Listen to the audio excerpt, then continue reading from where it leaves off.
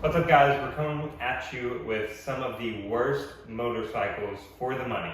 Okay, so go ahead, let's jump right into it. Yeah, we're just gonna get straight to it. I'm gonna go with the Harley Davidson Street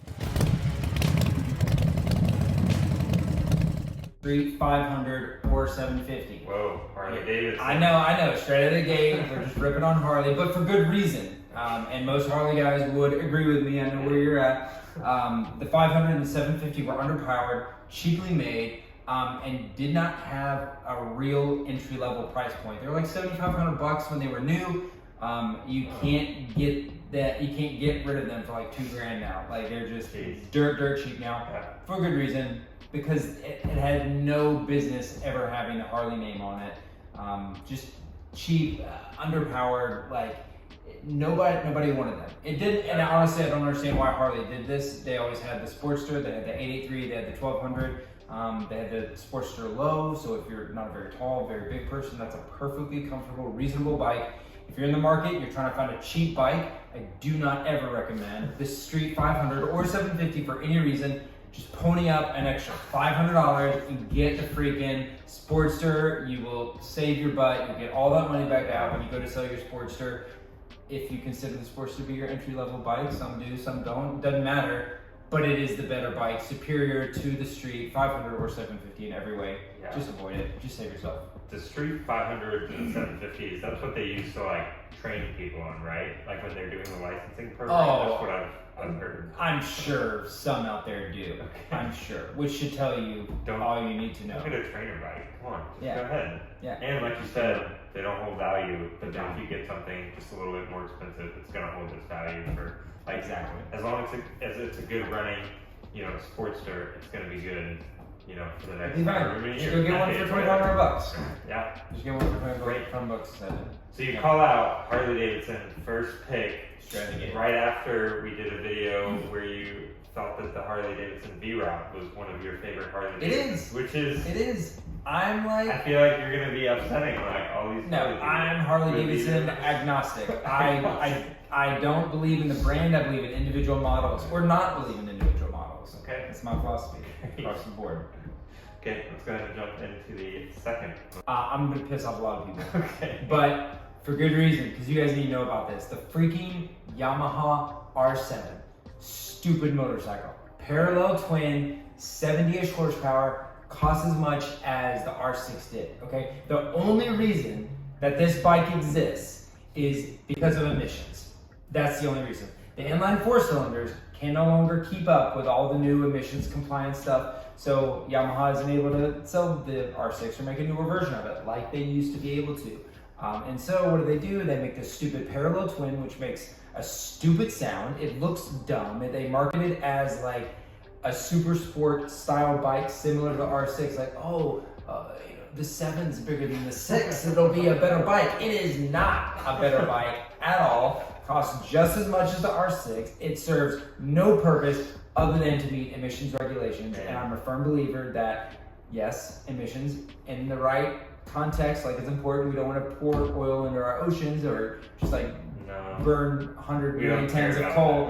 No. Well, here's the thing though, is like motorcycles are not causing, in America at large, are not causing any significant amount of pollution, all things considered. Yeah. So the mere fact that we gotta make this stupid little, 600cc, 700cc, whatever it ends up being, I think it might be 650, who knows? Doesn't matter, don't get it. It's not a good bike, just get R6. Just gonna use R6, it'll be better. Yeah. I really don't think, just get rid of it. Is it really gonna make a difference when you've got these like heavy duty diesel Hemi trucks driving around? Like, come on. Precisely. Exactly. Versus even just like an R1. Like it's not gonna change. Well, yes, of course. That's also true. Okay. All right.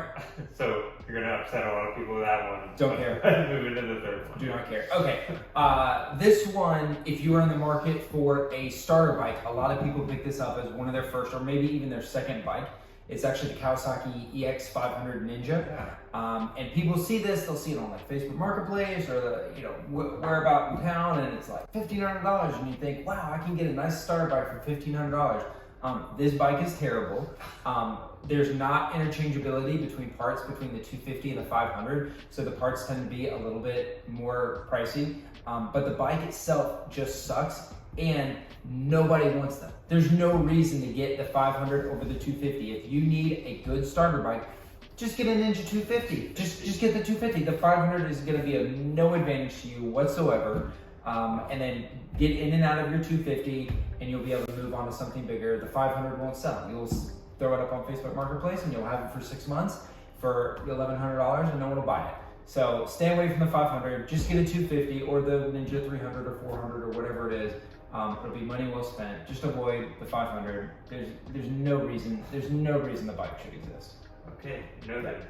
Yes. I'm not gonna agree with Don't challenge me on I'm this. not gonna We'll challenge you. find about this. I'll fight maybe on some other ones, but Okay. not that one. Okay. Which should bring us to the fourth. Yeah, so gonna go with the Harley Davidson LiveWire. This is Harley Davidson's battery on wheels. This bike has, first of all, That was Duracell. I mean, Energizer, Duracell, it doesn't matter. This bike just, it's a brick on wheels. Like, it's a brick, like at a horizontal angle, and like a couple of wheels. It's the dumbest looking thing. And that's before we even start talking about the price. It starts at like $16,000. And man, like if you are buying an electric vehicle, I presume you're doing it to save on gas and therefore save money. However, if you are spending $16,000 on the motorcycle, you're never going to make up the difference between buying just like a regular standard $10,000 bike, which would be perfectly reliable, sip fuel, give you no reliability issues, as this certainly will, because we know it's a Harley product and we know it has electronics in it. So it's going to have issues, and it's $16,000. And I'm not just hating on electric bikes for the sake of hating on electric bikes. I actually think the proposition of having an electric motor and a battery in a motorcycle, in a dirt bike, anything like that is actually like very advantageous for the instant torque. And for eventually, I think that the weight and everything will eventually come down. And especially for dirt bikes, like not having to maintain a 2-stroke or a 4-stroke engine, I think that's pretty compelling. If you're just a guy who wants to go out on the trail every once in a while, just wants to go and stay out for 2.5 hours, and you don't have to like maintain a dirt bike, like I can see a compelling reason for that. So this is not just me hating on electric bikes. I just don't think this is it. This is not it. The price point doesn't fit. It's got like 110 range. Like, who freaking cares? Like like a 2.5 gallon tank will do more than 110 range. So it's like there's no advantage to it whatsoever. It's a flying brick. It's awful. It's expensive. No reason to get it. Shouldn't exist. They won't sell a bunch of them. Mark my words. They won't. And then they'll stop making it and complain for some reason. So I'm gonna push back a little bit on this one because. And I'll say the cons too that I've read, because I've read a bit about it, because I like the idea of electric cars, electric motorcycles. Sure. So what I've read is it's super. Let me preface by saying it's a Harley Davidson. It is. That's silent, that's a con, I feel like. Harley Davidson is known for its rumble, like that's its trademark. Sure. And then you create a silent motorcycle. Like, maybe at least like have an option to like press a button that artificially makes rumble. Man, see, I don't know what I would hate more. A completely silent one or a poser. Or a poser, just like making some random noise. Like I don't think that. But I've heard a huge pro for it is like when people are riding down their fun twisty roads, is that like it is silent and you're just like going down the highway, and that's a really cool experience. And it's like the torque, the instant torque, of course, super fun. Yeah. So like if you're just looking for a fun bike to ride and like money's not really an issue and like you want the just straightaway power, I feel like there's a tiny niche of people that it could go well for. But then I've also heard of people who, you know, they've got their Harley gang, they're riding down some roads, and they usually do like 145, 160 miles before they have to stop. And then they have this guy who got a LiveWire, and then he has to stop every Is 45 minutes to an hour. Is everybody gonna stop and wait 30 That's what minutes they for him to said. charge up? They said it'd take like 20 minutes just to find a charging spot, and then they have to wait another 30 or 45 Forget it. minutes. So they're like, a trip that usually would take us 5 hours took them 9 hours. Forget it. So it's like, if you want to do the things that I feel like cruiser motorcycles like that should do, don't get that. But I feel like there's a tiny segment of people that just want to commute on a fun bike. And So I would go- agree with you. go quick. There's a tiny segment yes. of people with more money who just wants that. There's a tiny segment of people that have a lot of money Yes. that want a quiet motorcycle for God knows what reason, that want it to be electrified because they like hug trees or something. Yeah. There's a very small segment of those people, and every single one of them, I swear to God, is going to sell that stupid motorcycle in a year because they're going to realize this is not fulfilling anything for me. Sure. That's what's happened with the entire electric car market, especially when they found out there's like nowhere to charge. Americans are revolting. Yeah, every EV is worth like half what it was new instantly. Yeah, more than half. Okay. Yep. I think that was the only one I was going to push back, so I figured I'd do it Sure. as much as possible. Please. So, go ahead now. Invite the criticism. Okay. Okay, so last one. Probably gonna piss off a few more people. Don't care. Suzuki GSX250r. This is another starter bike.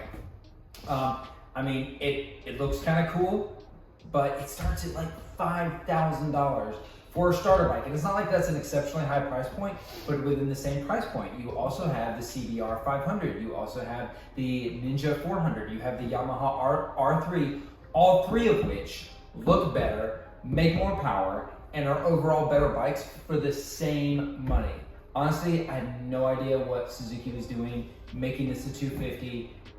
You know, perhaps if they had like nailed like a $3,500 price point, $3,250-ish, I feel like there'd be a compelling reason to purchase it. But at $5,000, like if you want to, like if you just want a little 250, just go buy a scooter. Like if you want to pony up, just go get a Yamaha R3 or a CBR 500. Like there isn't. Like, you just go one way or the other. There's no reason you'd be stopped in the middle on your stupid GSX 250. Yeah. Like, no compelling reason for it. It shouldn't exist. There's not a market for that bike. I'm pretty sure it's made somewhere where they just stamp out a bunch of stupid motorcycles, and this is just added on to the list. Here you go. Yeah. There you go. I feel like with a lot of the starter bikes, like after you get it, if you get it new, there's not like the market to resell it isn't out there. Is that the case with most? No. Starter bikes are actually the easiest bikes to sell. Really? Oh, absolutely. Like I've had countless like Ninja EX 250s. Like just because it's just a fun, stupid little bike. It costs nothing to maintain, nothing to work on, and then like you pay $1,000 for it, and you ride the piss out of it, and you sell it for $1,000. Like you can do that all day. Except the EX500 and except Correct. the GS. Except the GSX 250. Yep. So just avoid those. But others like the CBR 500, there's always going to be a market for it. Yamaha R3, there's always going to be a market for it. You know, because there isn't like something cheaper that's better. Like these are the baseline. These are the cheapest, best bike for the money. The GSX just doesn't hit anything. Like it's not particularly faster, not particularly better good looking. It's not particularly better equipped. There's no compelling reason for it. Yeah, that's great. Yeah. Well, I mean, great for us, not for them, because I don't have one. it's a great pick. Yeah. The top 5 that you had it's there. great They're and that great it's terrible. picks, yeah. It's great and Top- terrible. The worst top 5. The 5 top worst. The best of the worst. The best of the worst. That's a good series, I feel like. Yeah, Best of the worst. well, thanks for watching. Yeah. If we missed any, let us know in the comments. If we got one wrong, let us know in the comments, and then we'll dislike it or whatever. Yeah, find us in the comments. Find us in the comments. I love it. If you want to know also on the reverse, the best motorcycles that money can buy, they've got best sport bikes under $2,500, best cruisers under $2,500, best dirt bikes under $2,500, best cruisers under $5,000, and best cruisers that money can buy. All those, if you want to, flip to the other side, check out our channel. They're all there. Cool. Got anything to say? That's it. Thanks for watching. Take it easy. Subscribe. Cool. That was good. Yeah. Quick.